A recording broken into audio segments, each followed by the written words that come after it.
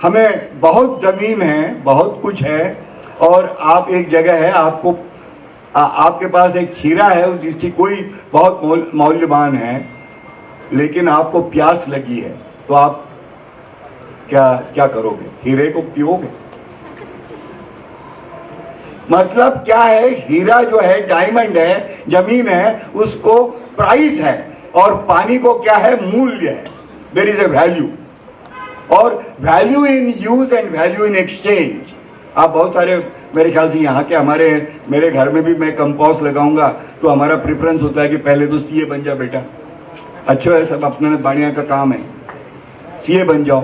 और मैं बहुत हल्के, थोड़ा सा बहुत सीरियस बोलूँगा तो वो चलेगा नहीं, तो थोड़ी कुछ हल्के इसमें कहता हूँ। मैं, हमारे दामाद चार्टर्ड अकाउंटेंट है, मेरा नाती बेटी का बेटा है, बीड़ का नहार, तो वो अभी परसों सीए हो गया।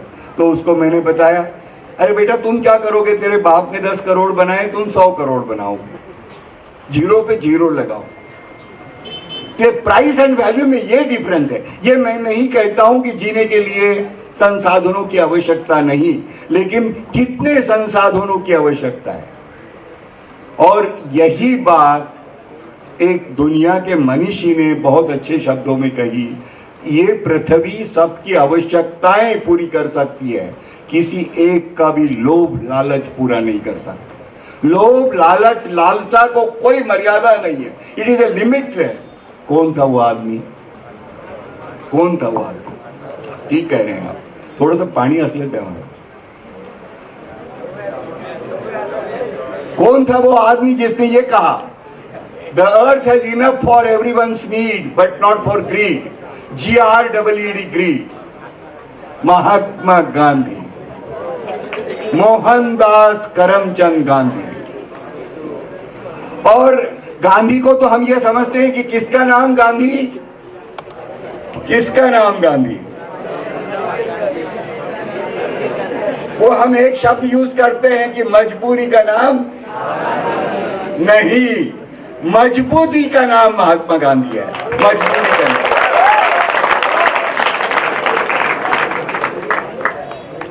और गांधी तो कोई अपने गांव में से आया हुआ आदमी नहीं था कि जिसने बस ऐसी ही अनसंड कोई बात कह दी। वो तो 3 खंड का आदमी था। He was man of 3 continents. Asia में रहा, बड़ा हुआ, यूरोप में पढ़ा, और अफ्रीका में गया।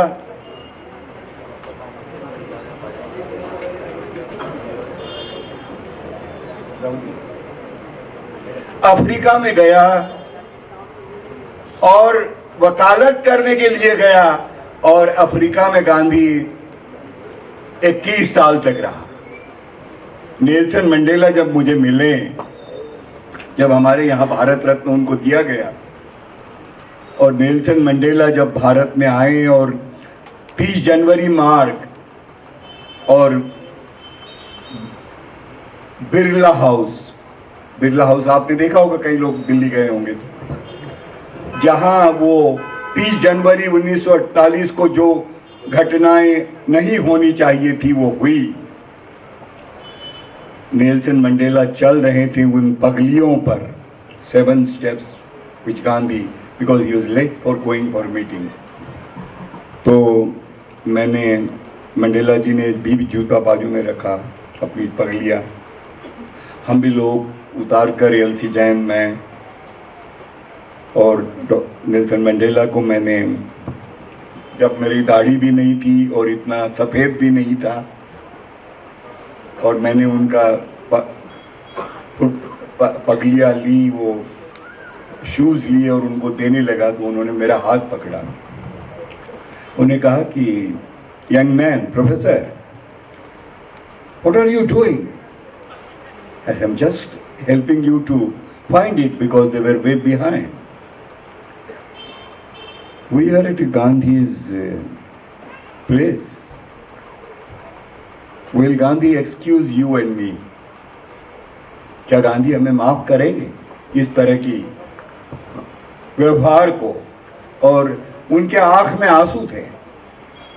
और अभी जब उनकी परसों उनका देहांत हुआ, कालवश हुए वो, तो मुझे वो सब बातें याद आ रही थी। और उन्होंने अपनी जीवनी जो लिखी, a long walk to freedom, एक बड़ी लंबा रास्ता है फ्रीडम का, ए लॉन्ग। और उन्होंने क्या कहा, मैं किस लिए ये बात कह रहा हूँ, मैं मंडेला जी से मिला ये कहने के लिए नहीं कह रहा हूँ, मैं कह रहा हूँ इसलिए कि उन्होंने कहा कि हमारी संस्कृति में हिंसा के सिवा या हमारे व्यवहार में हिंसा के सिवा और कुछ नहीं था।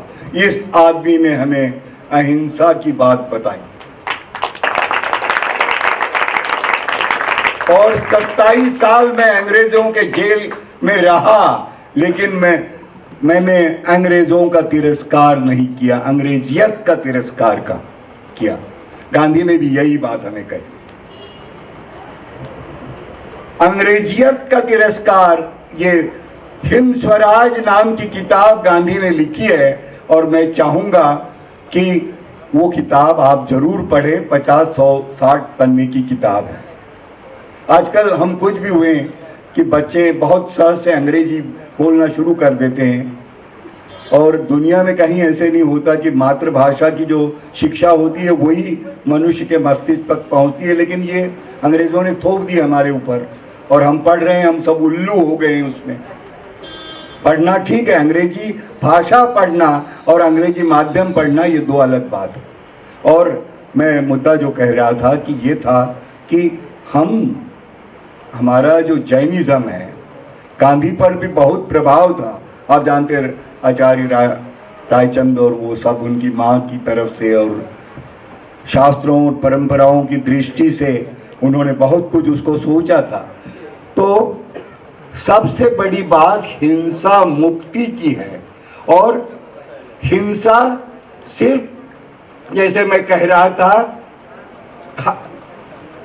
जीव की हिंसा और खाद्य में होना वो तो है ही है, कोई नहीं कहेगा, लेकिन हमारे जीवन में जो सारी हिंसा है, जो मैं पहनता हूं, जो मैं खाता हूं, जिसका श्वास लेता हूं, वो सब हिंसा से भरा अगर हो। बहुत सारे हमारे कपड़े हैं, बहुत सारी हिंसा है, पेट्रोलियम प्रोडक्ट से हमारे आज के बहुत सारे कपड़े आते हैं। और प्लास्टिक आप जानते हैं कि 10,000 साल तक नष्ट नहीं होता, तो हिंसा इसमें भरी हुई है। जब तक हम ये फॉसिल फ्यूल सिविलाइजेशन,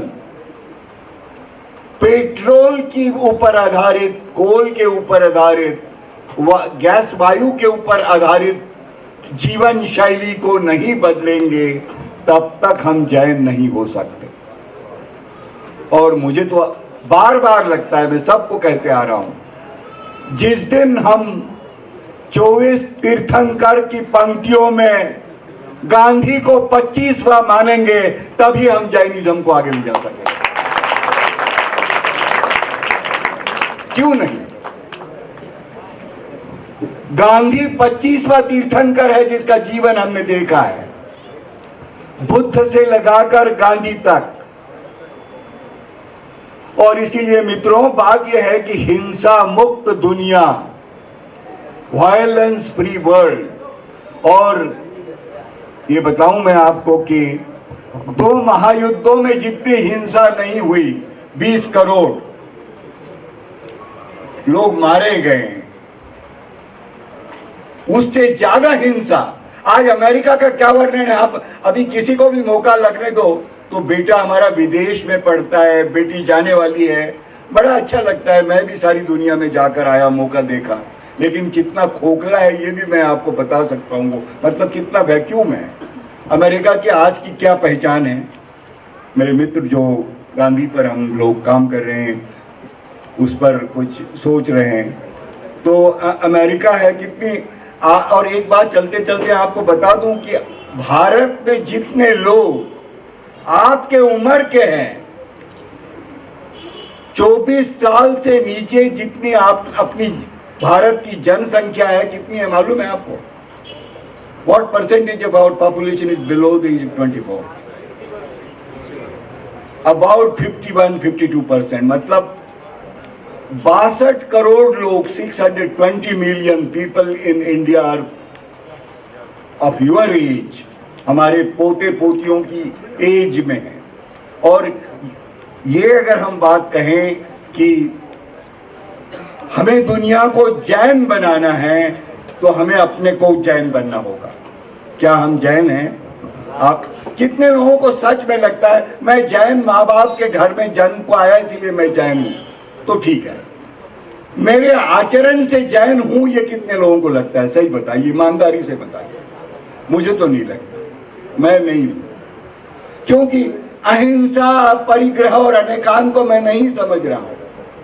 हाँ, उस पर समझने की कोशिश करनी चाहिए, और यही तो मुझे लगता है आज जो संवाद कर रहे हैं आप, अपना इतना कीमती वक्त मुझे सुनने में जो दे रहे हैं, उसका मकसद यह है कि हमें सही जैन बनना चाहिए। क्या प्रयास तो करें? ये बात आपको ठीक लगती है? हम सच्चा जैन बनने का प्रयत्न करेंगे, ये आप कितने लोगों को लगता है करना चाहिए? सभी को लगता है, सभी को लगता है। बहुत अच्छी बात है। तो ये शुरुआत है, मैं इसको एक शुभ चिन्ह मानता हूं। I welcome this. अब टाली कम करके दिमाग से सोचिए, और दिमाग से कैसे सोचेंगे? मन से सोचेंगे, दिमाग से सोचेंगे। तो मुझे लगता है कि समय आ गया है कि अहिंसा के लिए अमेरिका का वर्णन बता रहा था, मैं अभी 5 मिनट में कर लूंगा। नहीं, ये इश्यूज को मैं रखना चाहता हूँ, संवाद होगा। ये नहीं कहता हूँ कि मैं जो कह रहा हूँ आप स्वीकार करें। अमेरिका का आज का वर्णन क्या है? 30 करोड़ 30.5 करोड़ लोग, 31 करोड़ गाड़ियां और 29 करोड़ बंदूक। America today is 300 odd million people, 310 million cars and 290 million guns। आपने सुना? तो क्या ये समाज सुरक्षित हो सकता है? आज सबसे ज्यादा दुनिया के संसाधन अगर किसी एक चीज पे लग रहे हैं तो वो लग रहे हैं युद्ध सामग्री पर, वॉर, डिफेंस। भारत का भी आपके बजट ले लीजिए, 15-20% of India budget goes for defence, मतलब बंदूक में जा रहा है। और हिंसा का राज जब तक रहेगा तब तक हम अहिंसा की बात नहीं कर सकते। तो हिंसा मुक्ति सबसे पहली बात है। दूसरा, हम अपना जीवन शैली, जैसे ये देखिए कि अब मैं क्लोज कर रहा हूं क्योंकि मेरे ध्यान में आ रहा है कि कई बातें एक बार नहीं कही सकती, कई बार में कहनी होगी और कई लोगों को कहनी होगी। जैसे क्लाइमेट चेंज, ऋतु चक्र का बदलाव एक मुख्य बात है, और उसका मुख्य कारण क्या है? हमारी जीवन शैली, lifestyle, which is a resource destructive. और इन्होंने, इस बेटी ने कहा था कि मैं इकोलॉजी पर विचार कर रहा हूँ। मुझे लगता है आज हमें समन्वय करने की आवश्यकता है। अर्थशास्त्र, पर्यावरण, पारिस्थितिकी शास्त्र, इकोलॉजी, और नीति शास्त्र, जिसमें धर्म आते हैं। तो धर्म का प्रयोजन, अंत में 1-2 बात मैं कह सकूं तो ये कहना चाहूँगा, विनोबा जी कहते थे व्यापार में धर्म होना चाहिए। और हमारे देश में, हमारे अकेले जैन तो अभी भी कुछ सोच रहे हैं, लेकिन मोटे तौर पर हमारे देश में क्या हो रहा है? व्यापार में धर्म नहीं, धर्म में व्यापार है। और हमें बदलना है। और मुझे युवराज भाई जब मुझे बोले, मुझे बड़ा आश्चर्य हुआ, बड़ा सुखद धक्का चला अपन बनतो वो कि ये मुझे बोले कि सर मैं तो आपका फैन हूँ। मैं बोला कैसे कि भैया जैन हम हमारा जो मेस है वहाँ पर गोखले इंस्टीट्यूट में, वो, और मैं पहले 75-76 में भी यहीं आता था खाने के लिए। तो वो सामिस है वहाँ, तो हम पानी भी नहीं जाते। मेरी पत्नी भी आई है, उनका एक आहार पर किताब है, वो भी दिया मैंने युवराज भाई को कि हम अन्न खराब कैसे करते। उनसे बात कीजिए, वो जमीन की बातें करती हैं, मेरे जैसी ऊपर की बातें बहुत ज़्यादा नहीं करती है। स्त्रिया नेहमी जमिनीवर असतात, क्या कारण की हा सगळा विकास जो है स्त्री आणि सृष्टीच्या शोषणावर चालला है। ये सारा डेवलपमेंट जो है, और मुझे अब 3 बात का बहुत डर लगता है। किस बात का? मुझे अगर कोई कहे कि विकास, तो मैं बहुत, अरे मैं कुछ गड़बड़ है। विकास के क्या माने हैं? गाड़ी, बंगला, बड़े उद्यान के पुल, बड़ी बड़ी बस्तियां, ये बड़े कल कारखाने, ये विकास नहीं है, ये विनाश है। विकास की व्याख्या बदलनी चाहिए। दूसरा, मुझे डर लगता है ये जो तंत्र ज्ञान है। अब हम सब लोग, बहुत अच्छा लगता है कि बराबरी के संख्या में गिनती में लड़के लड़कियां पढ़ रहे हैं, बहुत अच्छी चीज़ है मुझे लगता है। और मैं अभी परसों अविनाश लिंगम यूनिवर्सिटी है कोयम्बटूर में, वहाँ गया था, तो मेरे व्याख्यान का विषय क्या होगा आप सोच सकते हैं? वो विमेंस यूनिवर्सिटी है, मेरे व्याख्यान का विषय क्या था? फेमिनाइजेशन ऑफ डेवलपमेंट, विकासाचं स्त्रीकरण। स्त्री हमेशा जमीन पर होती है और स्त्री और सृष्टि के शोषण पर जो विकास है बिल्कुल नहीं चलेगा। इसीलिए हमें कैसा विकास चाहिए? विनाशाखेरीज विकास, डेवलपमेंट विदाउट डिस्ट्रक्शन। दूसरा, ये तंत्र ज्ञान जिसकी बात कह रहा था, मुझे नहीं लगता कि कैसे हुआ था। नॉर्मल बर्थ रेट में लड़कियां बिल्कुल ज्यादा होती है और लड़के कम होते, ऐसे नहीं होता है। लेकिन ये भ्रूण हत्या का सारा शास्त्र आया और उसने सब बदल दिया। और जितने ऊपर, ये किसमें? गरीबों के बीच में नहीं, आदिवासियों के बीच में नहीं, मुसलमानों के बीच में नहीं, वो हमारे बीच में। भ्रूण हत्या ये जो हो रहा है, और मुझे लगता है कि ये तंत्र ज्ञान सब ठीक नहीं होते हैं, बहुत सारे तंत्र ज्ञान विनाशकारी होते हैं, इसको बदलना होगा। तो विकास की नई व्याख्या, तंत्र ज्ञान की नई व्याख्या और शिक्षा की नई व्याख्या। अंत की बात कह के अपनी संवाद के लिए विषय खुला करता हूँ। मुझे बहुत डर लगता है, इस पुणे शहर में महात्मा फुले ने कहा था, नीती विन मती गेली, मती विन नीती आणि विद्या, किती अनर्थ केले एका अविद्येने। विद्या नहीं होने से कितना अनर्थ होता है। लेकिन मुझे आज, मैंने परसों ही कह रहा था एक मीटिंग जब ये पुणे यूनिवर्सिटी का हुआ सावित्रीबाई के नाम से, कि पहले नमन ज्योति बाला, जाने जन्म दिला स्त्री मुक्तिला। और सावित्रीबाई को जो उन्होंने सिखाया और वो सब जो किया, किती अनर्थ चालवला या विद्येने। अभी की जो विद्या है, मुझे बहुत ऐसे लगते कि हमारे यूनिवर्सिटीज में लिखे पढ़े मूर्ख है, विद्वान नहीं है, सर्टिफाइड स्कॉलर। ये हमारी संस्था में तो MA PhD ये सब धंधा चलता है, ये आलू बोंडा है और कुछ नहीं। ये हमारी शिक्षा, तो शिक्षा का मकसद सुन लीजिए और बात कीजिए। एजुकेशन इज फॉर चेंज, परिवर्तन के लिए शिक्षा, विकास के लिए शिक्षा। और लेकिन वो विकास जिसमें पृथ्वी और मनुष्य का रिश्ता सीधा रहेगा। और मैं अब आपको 5 किताबें बताता हूं जो आप कभी तो जिंदगी में पढ़ लीजिए, अभी नहीं पढ़ेंगे, अगले 50 साल में पढ़ लीजिए। मुझे ये है कि मुझे भी 40 साल तक वो नहीं बहुत सारी मालूम थी, अगले 30 साल में पढ़ी। 5 किताब जो पढ़नी चाहिए। जैन शास्त्र को भी पढ़िए, जैनोलॉजी बुद्धिज्म को पढ़िए, श्रमण संस्कृति को पढ़िए, जरूर पढ़िए। लेकिन गांधी का हिंद स्वराज। दूसरा किताब है शाश्वत अर्थव्यवस्था, इकोनॉमी ऑफ परमानेंस, जेसी कुमारप्पा। तीसरा किताब है, और इस किताब ने सारा दृष्टिकोण मेरा बदल दिया। ये जो मैं बात कह रहा हूं, ये मेरे ऊपर इस किताब का कर्ज है। क्या है वो किताब का नाम? साइलेंट स्प्रिंग, निशब्द वसंत ऋतु। और किसने कहा? ये रेचेल कार्सन नाम की लेखिका है, जिसने DDT को विरोध किया था और हार्वर्ड यूनिवर्सिटी में वो काम करती थी।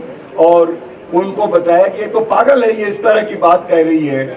और उस किताब ने कहा कि भले आदमी तू क्या कर रहा है, विकास के नाम से सब बर्बादी कर रहा है। तो कुल मिलाकर निष्कर्ष ये निकलता है, हम करेगा, करे कोई भरे कोई, कर तो कौन नहीं भर तो कौन, करे कोई भरे कोई। इसको बदलने के लिए एक सूत्र है, क्या?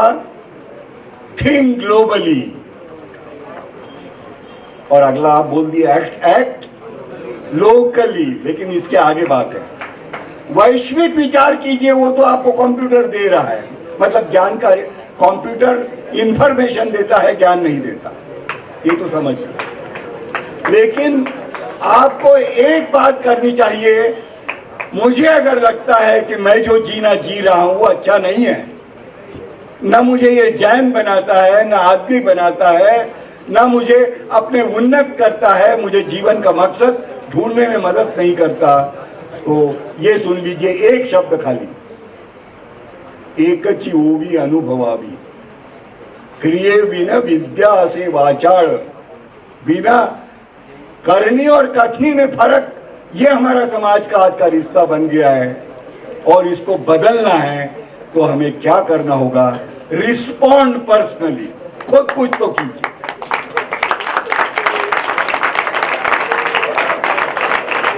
जो अन्न मैं खा रहा हूं वो अगर मुझे आखिर के 3 शब्द मैं बोलने की मुझे इजाजत दीजिए, बोलूं? सांगू का? नक्की? पटेल का? धन्यवाद। ये मनुष्य का जीवन जो मिला है वो है प्रकृति,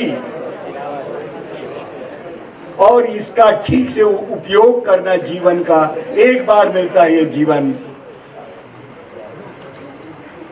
उस जीवन को उन्नत करने के लिए कोई क्षण गवार मत कीजिए। और इस जीवन को चलाने के लिए खाना तो खाना पड़ेगा, कपड़ा भी पहनना पड़ेगा। तो जब बैठेंगे अपनी थाली में प्रकृति के साथ, अपने प्रकृति के साथ, तो जब अपना खाना खाओगे तो विचार करोगे कि कोई ना कोई तो आदमी है जिसको ये खाना नहीं मिला है। और आप, हम, मैं, आप जिस समाज में हम बहुत खुश, बहुत ज्यादा अपन मतलब सुदैवी लोग आहोत। We are very fortunate children, we are very fortunate people कि हम, हमारी ये वाक्य जरूर ध्यान में रखिए, हम भारत की आबादी के 1% से कम है, 0.6% है सेंसस के हिसाब से। पुणे मुंबई में ज्यादा जैन है, राजस्थान गुजरात से ऐसे बता रहे थे, और सही है। लेकिन 1% लोगों के पास इस देश की 30% संपत्ति है। अच्छा किया आपने, लेकिन अच्छा किया आपने ताली बजाई, लेकिन ये समझ लीजिए ये हमारे अपने लिए नहीं, ये सब समाज के लिए है। इट इज अ ट्रस्ट, मेरा दिमाग, मेरी संपत्ति, और हम कोई गलत काम नहीं करेंगे, संकल्प लेंगे हम। इसीलिए रिस्पॉन्ड पर्सनली करना है। तो जब मैं खाता हूँ, मेरी प्रकृति, खाते समय किसका विचार करना, यह है संस्कृति। और बिना किसी का विचार कर किए खाओ और खराब करो, यह है विकृति। तो निर्णय करना है प्रकृति, संस्कृति और विकृति का। धन्यवाद। धन्यवाद। देखिए, हो सकता है कुछ लोगों का रिस्पांस मैंने देखा, सुनिए, नहीं ठीक है, लेकिन फिर भी पर्युषण पर्व हम मना रहे हैं, ये भक्ति संगीत वगैरह वगैरह चलता है, सत्कार होंगे, सब होंगे, तपस्या ताप वगैरह, बट जो आदमी आपके बीच में आया है उनके मिलने के लिए शरद पवार अपॉइंटमेंट लेते हैं। आप ये समझो कि हमारे कारण वो यहाँ आए, अपने हैं इसलिए आए। आपको इनकी ताकत, इनका शक्ति का अंदाजा मालूम नहीं है। प्रकाश जावड़ेकर उनको सामने जब पीछे बैठे तो प्रकाश जावड़ेकर उनको उठ के गए, बोले सब आप अर्थशास्त्री दुनिया के इतने मशहूर, आगे आके बैठो। आप भाग्य समझो कि ऐसे लोग हमारे बीच में आते हैं। कुछ लोग ऐसे बीच में तालियां, क्योंकि इनके लायकात नहीं है। हम ऐसे विचार धन जब लेते हैं, तुम्हारी पर्सनैलिटी जब ग्रो होती है, तुम आयोजन विद्यालय में आए और आपको कुछ बड़ा बनना है, तो कोई सोच लेकर कोई आदमी आया है, आप अगर शांति से ध्यान से सुनते तो आपको इसका पता चले कि आपके पर्सेंटेज में क्या चेंज आएंगे। ये तालियां और गाना बजाना तो आपको गांव में यही करना है कि अपनी जिंदगी में। तो लाइफ में ये जब बड़े बड़े लोग यहाँ पर आते हैं, ये विचारधारा भी इसके साथ में उन्हीं सीखना है। बाकी तो चीजें हम करते हैं, मजा है, पिकनिक है, दुनिया सीखो, लेकिन जब कोई आदमी, इतना बड़ा आदमी अपने बीच आकर इतनी उम्र में 70 ईयर्स ओल्ड आदमी, जो उनके समय के 5-5 मिनट को इंपॉर्टेंस है, उनके एक एक शब्द को महाराष्ट्र गवर्नमेंट इंपॉर्टेंस देता है। मुख्यमंत्री पृथ्वीराज चौहान को फोन करके पूछते हैं कि इस मामले में मुझे प्लीज सलाह करिए। उनकी हर चीज, जब गांधी जी का यहाँ पर एक मकान बन रहा है गोखले इंस्टीट्यूट के अंदर, 1 करोड़ रुपया उन्होंने पृथ्वीराज चौहान को मांगा। पृथ्वीराज चौहान उनको बोले, अरे आपने 1 करोड़ मांगा तो मैं 1 रुपया भी कम नहीं करूंगा। उनकी ताकत है, उनके सिंप्लिसिटी में मत जाओ। तो कुछ बच्चे तालियां बजा के, क्या दिमाग में क्या है आपके दिमाग में, आप कहाँ बन जाते। सो हमेशा ऑलवेज भी, हम जो जैनिज्म की बात करते हैं, पर्यूषण पर्व मना रहे, तो जैनिज्म और इकोलॉजी यह दुनिया का सबसे बड़ा विषय है। हमारा रिश्ता धर्म से, फिलोसफी से है। हमारा रिश्ता खाली तालियां बजाना और भजन गीत चिल्ला चिल्ला के बोलना नहीं है। ये भी कभी कभी समझने की कोशिश करो। हम धर्म मंडप पे बैठे तो जो उन्होंने कहा कि धर्म और व्यापार का जो उन्होंने रिश्ता बताया वो सही है कि हम धर्म का व्यापार बना रहे हैं, हमारा व्यापार है, धर्म नहीं है। तो ये सुनकर जब कोई बड़े आदमी आते हैं, मैं सॉरी मैं ऐसा रिएक्ट हो रहा हूँ, लेकिन मैं समझ रहा हूँ कि आप गांधीवादी है, ग्रेट है, और आपका नाम इनको मालूम होना चाहिए, आपकी ऊंची इनको मालूम नहीं है। आप इजीली, आपका क्या होता है बड़े लोगों की, और ये जो सादे लोग होते ना, इधर आमिर खान रहता तो पूरा भर जाता था, उनको भी हम ला सकते हैं। लेकिन सवाल यह है कि आमिर खान से 1000 फुट ऊंचे विचारों के आदमी हमारे बीच में है, और हमें तो प्राउड होना चाहिए कि इस पर दूसरे लोगों को हम ला ही सकते हैं। बहुत सारे विद्वान है, लेकिन आज गवर्नमेंट ऑफ महाराष्ट्र उनकी विचारधारा को स्वीकार रहे। उनके बुक्स पढ़ो, बहुत सारे बुक्स उनके पब्लिश है। आप जो प्रोफेसर जो क्लासेस में जाते हैं, जावरे टावरे वगैरह, ये सब तो खाली इनका नाम बोलो, क्या देखो कैसे बोलेंगे कि आपके यहाँ देसराडा सर आए थे। तो उनका रिस्पेक्ट आपको मालूम होना चाहिए कि आपकी उनकी ऊंचाई मालूम नहीं है, कौन है क्या है, बस हंसते हैं, तालियां बजाते हैं। तो ये जो उन्होंने जो कहा है, मेरे ख्याल से आज के मेरे अर्थ में जो लोग यूपीएससी कर रहे हैं उनको समझाओगा कि उनके विचार अगर हमने सुने तो हम लाइफ में कुछ कर पाएंगे। आपको अगर ऊंचाई में जाना है तो यही विचार आपकी पर्सनैलिटी ग्रो कर सकते हैं। मैं जानबूझकर मैं आपको इंटरप्ट कर रहा हूं, क्योंकि यही नहीं, ये तो अपने हैं, लेकिन इतने ऐसे बड़े बड़े लोगों को हम लाने के बाद 10 बार सोचते हैं यहाँ पर, क्योंकि क्यों हम we want to change the community, we want to change the society. 200 years, 200 साल और ब्राह्मणों और हमारे में फर्क यही है कि हम अभी सिर्फ कपड़ों और फैशन में, वेस्टर्नाइजेशन में, मॉडर्नाइजेशन हमारा है ही नहीं है। हम थिंकिंग में चेंज नहीं करना चाहते। धर्म ये हमारा एक माध्यम है, पर्यूषण ये हमारा एक सन है, लेकिन उसके माध्यम में थोड़ी तो भी विचारों का आदान प्रदान होना ही जरूरी है। और इसीलिए आज मैंने जानबूझकर उनका समय हो सकता है, उम्र है उनकी, उनके विचार जब आते हैं तो अंदर से जब आदमी बोलता है तो विचारों की कड़ी चलती रहती है। तो ऐसा बीच में लेक्चर रोकना ये भी पॉसिबल नहीं होता है।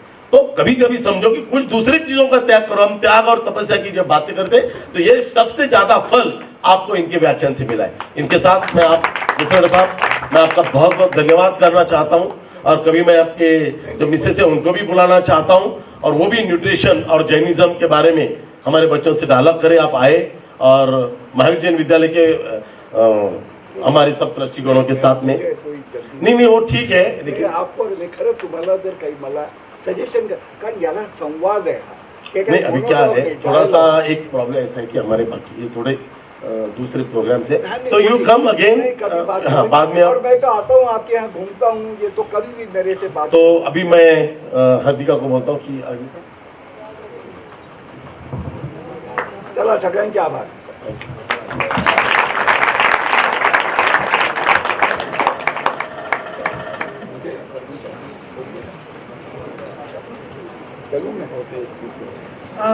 आज हमारे बीच यहाँ प्रवीण जी सोलंकी भी उपस्थित है। मैं युवराज सर से बोलूंगी उनका सत्कार करने।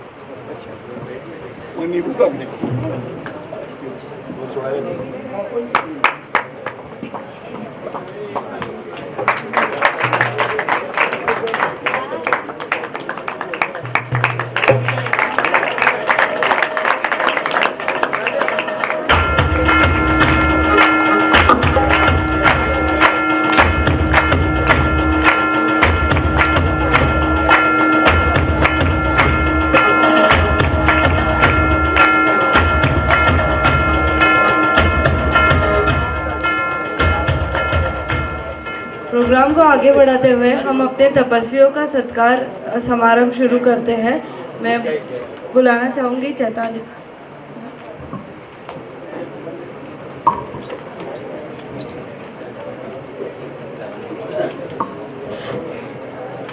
जय जिनेंद्र। तो चलिए शुरुआत करते हैं सत्कार समारोह। आज